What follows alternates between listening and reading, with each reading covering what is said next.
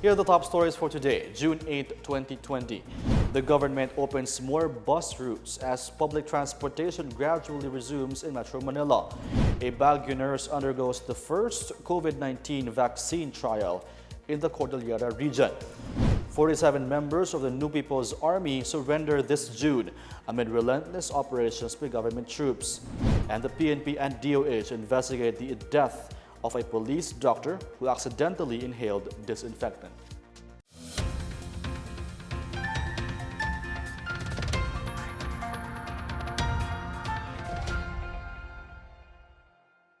Good day, I'm Rom Dulfo. Welcome to PNA Newsroom. As Metro Manila enters its second week with more eased quarantine restrictions under general community quarantine, 4 more bus routes have been opened in Metro Manila today to serve more commuters. The Department of Transportation and the LTFRB approved the following route starting today. These are Monumento to Valenzuela Gateway Complex, Monumento to San Jose del Monte, Bulacan, Gilmore to Taytay, and Buendia to BGC. Some of the routes that were opened last week were Monumento to Balagtas, Bulacan, Quezon Avenue to Montalban, Rizal, Parañaque International Terminal Exchange or PITX to the Ninoy Aquino International Airport or NAIA Loop, Angat to Quezon Avenue, PITX Dasmariñas, Cubao Antipolo to augment LRT2, EDSA Taft Monumento to augment LRT1, and EDSA Carousel to augment MRT3. Meanwhile, Malacanang said the government cannot allow all modes of transportation due to the prevailing threat of COVID-19. Presidential spokesperson Harry Roque said they understand the sentiments of the commuters. They will only allow limited PUVs and passenger capacity to minimize the risk of spreading the virus. He said allowing 100% of PUVs to ply roads would put to waste government efforts to flatten the curve or slow down the rate of COVID-19 infection, and reiterated the importance of implementing a gradual, calibrated, and partial resumption of public transportation under 2 phases. Roque also appealed to the private sector to provide shuttle services to their employees and only allow half of their workforce to physically report for work. At least 14 LGUs under general community quarantine have expressed willingness to accept commercial domestic flights from other GCQ zones. Transport Assistant Secretary Giovanni Lopez said the country's main gateway is now prepared to go back to business after the IATF allowed the resumption of commercial domestic flights. Transport Secretary Arthur Tugade earlier said LGUs must categorically support the resumption of domestic commercial operations in its jurisdiction. Meron na tayong 14 na lokal na pamahalaan na handa na rin sila na tanggapin ang mga domestic flights galing ho sa iba't ibang lugar, GCQ to GCQ. Ngayon nga po may mga agam-agam ang ating mga kababayan para bumiyahe. No? Sa tingin ho natin, aabot pa to sa mga last quarter of this year. Hopefully by end of the last quarter of this year, baka unti-unti na ho sila makabangon. Sa tulong ho ng gobyerno. Airline companies announced their new domestic flight schedule starting today, June 8. Low-cost airline Cebu Pacific Air announced some of its additional domestic flights from June 8 to 30, 2020. These include Manila to Dipolog, Pagadian, Zamboanga, Masbate, Tablas, Davao, Bacolod, Cotabato, Dumaguete, Iloilo, Boracay, Rojas, Tacloban, Bohol, and Coron. These routes are on top of flights that have already restarted this week. Meanwhile, some of the flights of Philippine Airlines are bound for Cebu, Davao, Cagayan de Oro, Pagadian, and Zamboanga.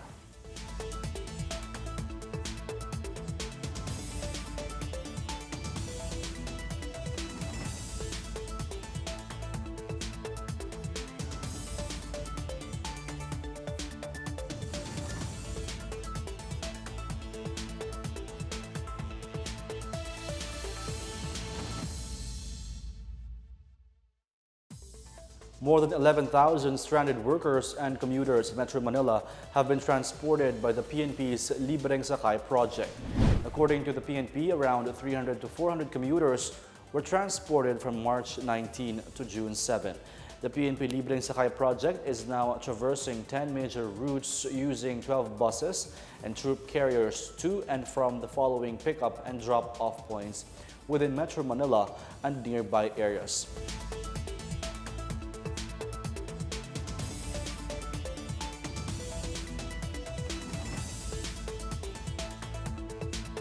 The free ride is operational daily from 6 a.m. to 9 a.m. and 6 p.m.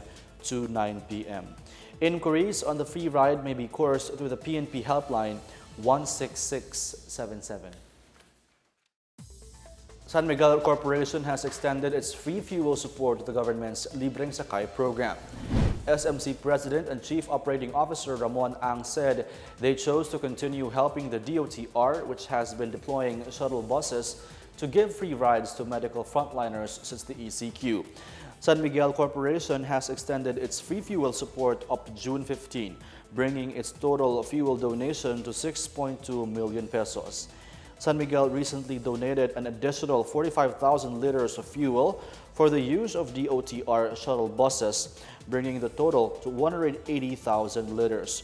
SMC, through SMC Infrastructure, has also waived toll fees worth 11 million pesos for medical frontliners who traveled through STAR, SLEX, the Skyway system, NAIA Expressway, and TPLEX during the ECQ.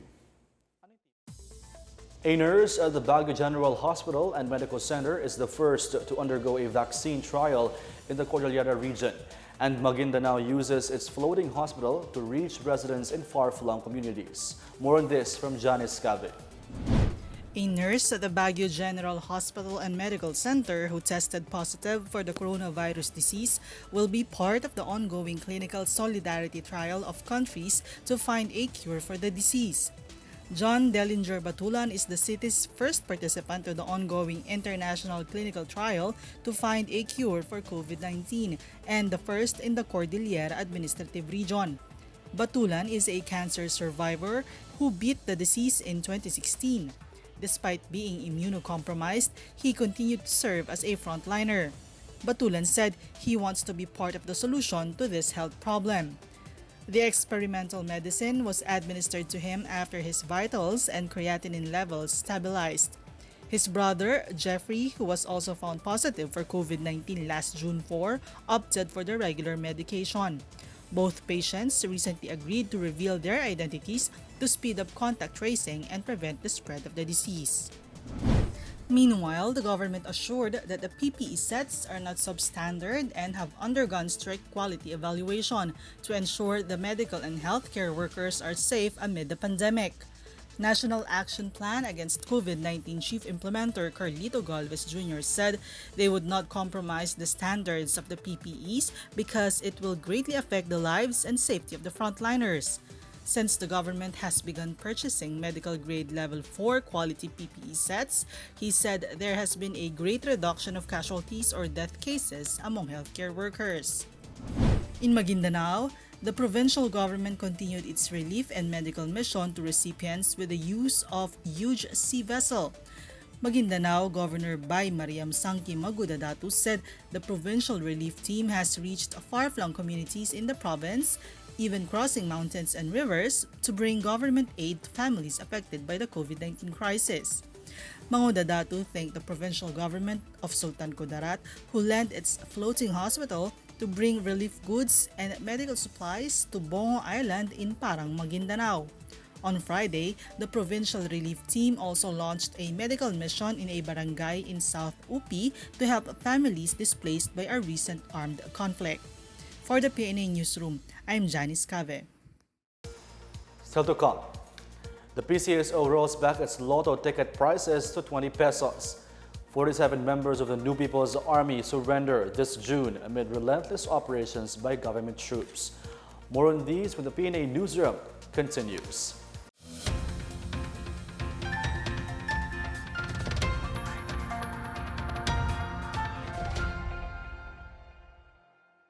Sa dinami-dami ng usapin ngayon tungkol sa COVID-19, nangingibabaw ang tanong tungkol sa expanded testing.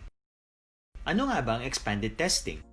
Bago natin sagutin ito, mahalaga munang malaman natin kung ano ang confirmatory test para sa sakit na COVID-19. Ang reverse transcription polymerase chain reaction o RT-PCR ay isang laboratory test na tumutukoy sa mismong virus sa loob ng tao. Ang RT-PCR ang siya lamang test na ginagamit upang makonfirm ang sakit na ito. Kaya nitong alamin kung may virus na sa katawan ng isang tao bago pa man lumabas ang sintomas. Kaya naman sa ating expanded testing, RT-PCR ang ginagamit natin ngayon. Hindi ito katulad ng rapid antibody-based tests o RATs na tumutukoy lamang ng antibodies sa katawan. Sino-sino ang kabilang sa expanded testing? Sa expanded testing, ang mga sumusunod na mga tao na may history of travel sa isang lugar na may COVID-19 o nakisalamuha sa taong may COVID-19 ay sasailalim sa RT-PCR test. Una, mga pasyenteng may malubha at kritikal na kalagayan. Ikalawa, mga pasyenteng may edad 60 pataas, pasyenteng mayroong ibang sakit, o mga pasyenteng may maselang pagbubuntis. Ikatlo, mga pasyenteng may bahagyang sintomas.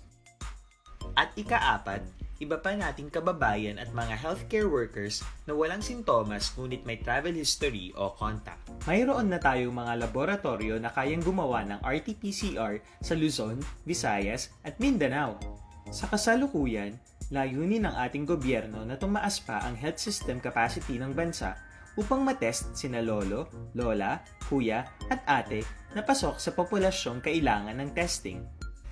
Ginagawa natin ito upang mabigyan ng tama at agarang atensyong medikal ang mga pasyente at para matukoy ang iba pang tao na nakasalamuha nila. Mahalaga ang pagpapatest sa paglaban sa pandemya, pero mas mahalaga kung mapapanatili ang kalusugan ng ating katawan. Mas mainam kung lalabanan natin to ng sama-sama. Ika nga, prevention is better than cure. Mag-exercise, kumain ng tama, practice cough etiquette, sundin ang 1 meter rule sa physical distancing, maghugas ng kamay, at higit sa lahat, kung maaari ay magstay at home. Samahan kami sa susunod na video para malaman ang kaibahan ng RT-PCR sa RATs.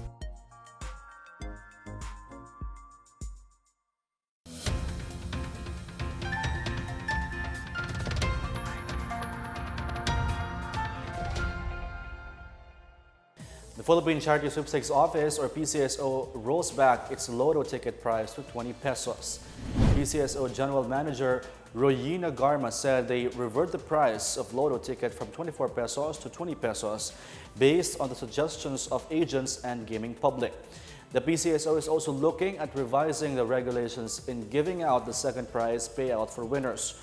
The plan for the second prize winners who correctly guessed 5 of the 6 winning digits will get the prize amount in full instead of splitting the total prize among the number of winners. The revision is seen to attract more Lotto players to place bets or buy Lotto tickets that may result into higher revenue collections for the agency. In our business news, the Department of Trade and Industry reiterates a 30-day grace period in the payments for residential and commercial rents. DTI Secretary Ramon Lopez said the rent grace period applies to micro, small, and medium enterprises who were not permitted to operate during the enhanced community quarantine. In the spirit of goodwill, generosity, and fair play, lessors of commercial spaces are also enjoined to adopt any of the following measures, such as totally or partially waive the commercial rents, reprieve or a reduction in the amount of rent to open for renegotiation of the lease term agreements, and use other recourse to mitigate the impact of the ECQ, MECQ, and GCQ. Lopez reiterated his call to all lessors to continue to support and provide relief to MSMEs in anticipation of the slow restarting of the economy.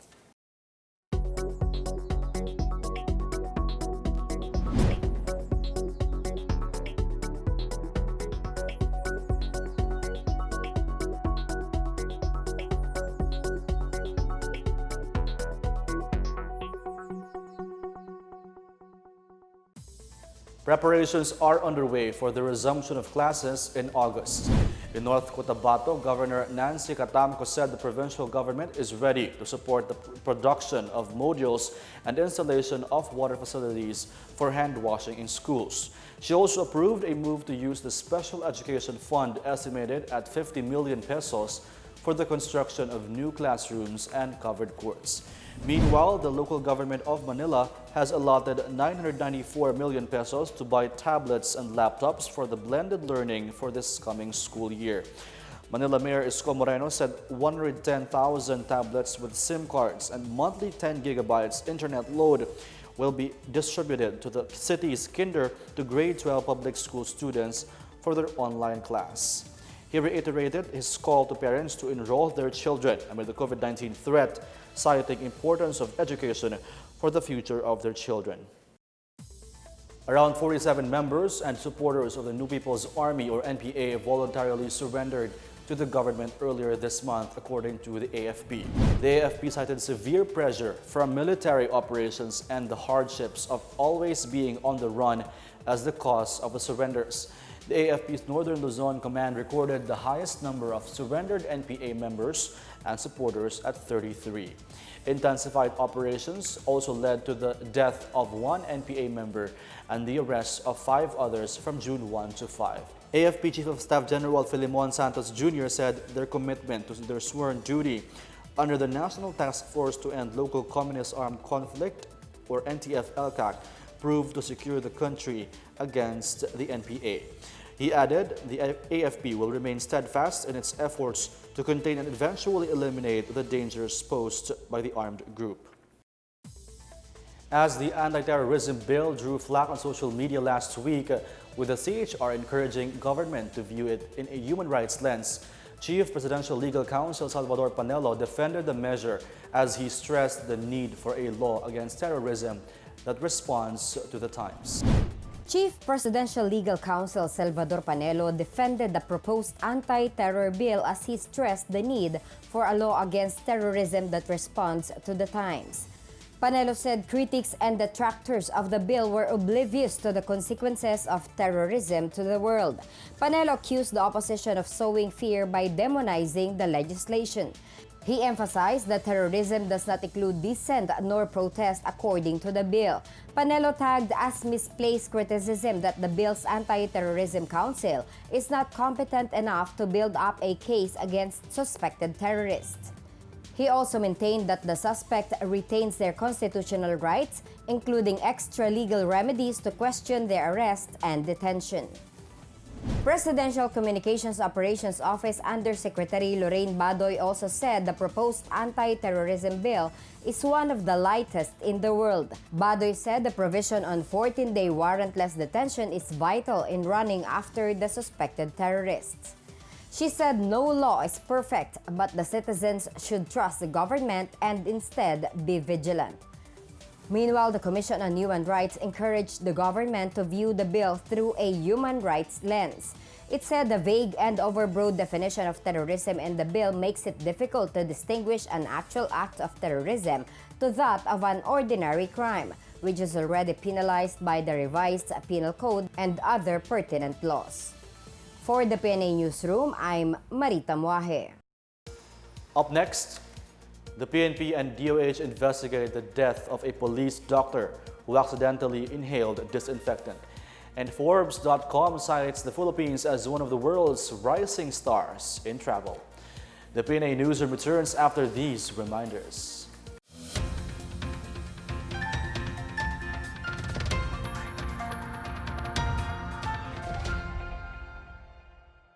Mga mommies, pagdating sa COVID-19, dapat hindi tayo kampante. Bagamat hindi nakikita ang sakit na ito ay nakamamatay. At hanggang ngayon wala pa rin lunas. Kaya protektahan natin ang ating pamilya. Laging maghugas ng kamay, huwag hahawakan ng mukha, at manatili sa bahay para makaiwas sa sakit na ito. Tandaan, buhay ng pamilya natin ang nakasalalay dito.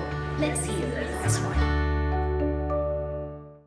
Alam niyo ba na pumapasok ang COVID-19 sa ating katawan sa pamamagitan ng mata, ilong at bibig? Kaya lagi kaming conscious dito sa bahay kapag umuubo kami.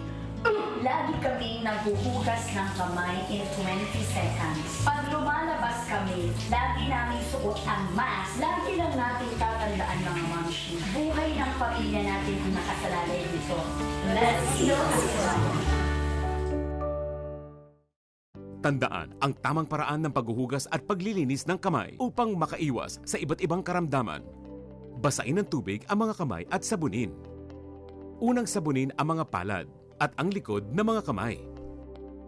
Kuskusin na maigi ang pagitan ng mga daliri at maging ang mga kuko. Isunod ang pagitan ng mga hinlalaki at kuskusin ng paikot ang mga dulo ng mga daliri sa magkabilang palad. Banlawang mabuti ang mga kamay sa malinis na tubig at patuyuin ang mga kamay gamit ang single-use towel o air dryer. Basta't sama-sama at laging handa, kaya natin to! Isang paalala mula sa DOH, PCOO, KBP at ng himpilang ito.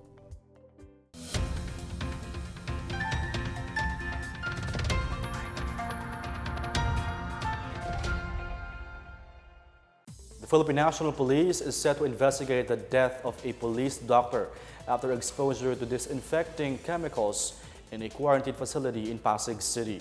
Captain Cassie Gutierrez suffered injuries from inhaling concentrated sodium hypochlorite, also known as bleach, at the Philippine Sports Arena Temporary Treatment and Monitoring Facility. Gutierrez died at the Lung Center of the Philippines on May 31.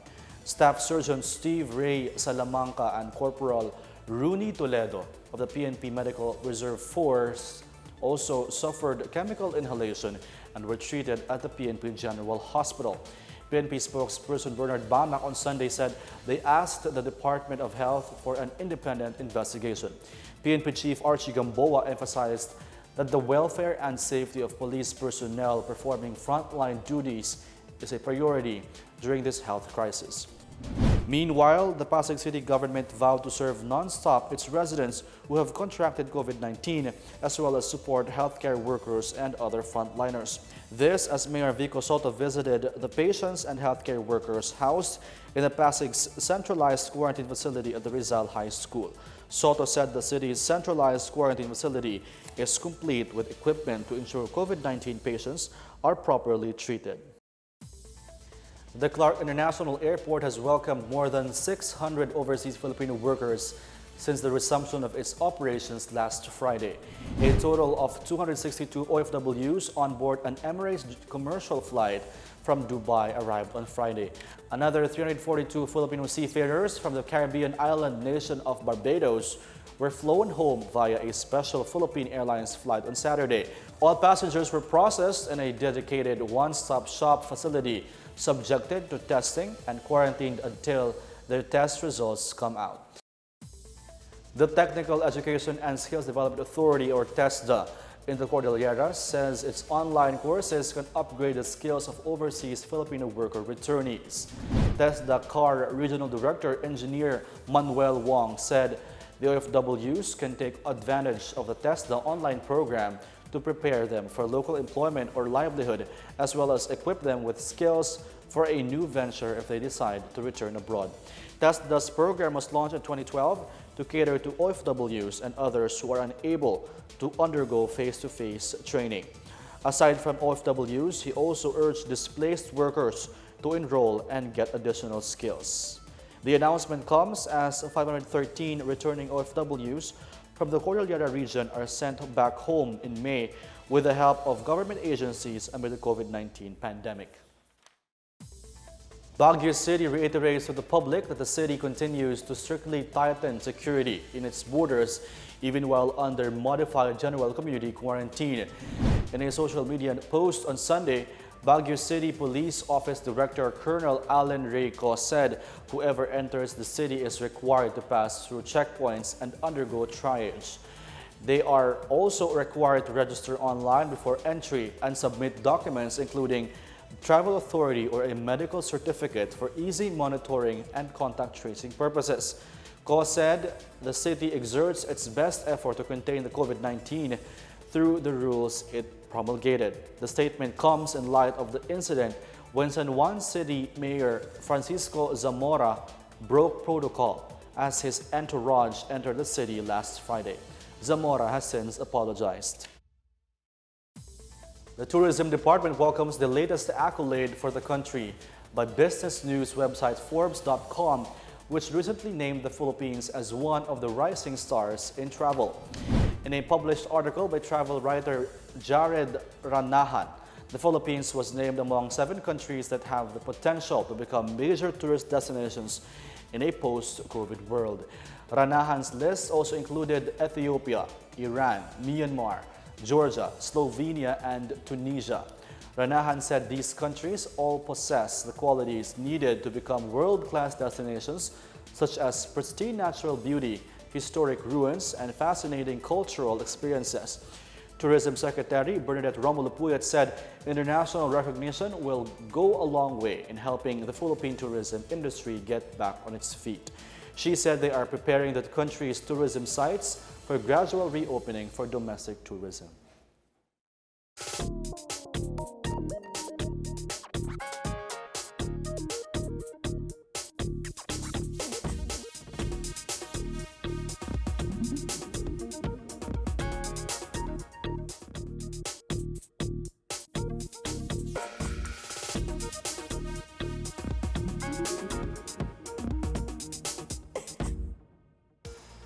Take another look at today's biggest stories. The government opens more bus routes as public transportation gradually resumes in Metro Manila. A Baguio nurse undergoes the first COVID-19 vaccine trial in the Cordillera region. 47 members of the New People's Army surrendered this June amid relentless operations by government troops. And the PNP and DOH investigate the death of a police doctor who accidentally inhaled disinfectant. Thank you for watching another episode of the PNA Newsroom. To check more news content, check our webpage or head on to the Philippine News Agency's Facebook and Twitter accounts. For more news about the government and how it serves Filipinos, look for these hashtags in all our social media platforms and websites. We are shown on the pages of the PCOO and its attached agencies. Also watch us on television on PTV4 and IBC 13. And that's a daily dose of the biggest stories that you need to know from PNA Newsroom. I am Rom Dulfo. Good day and stay safe.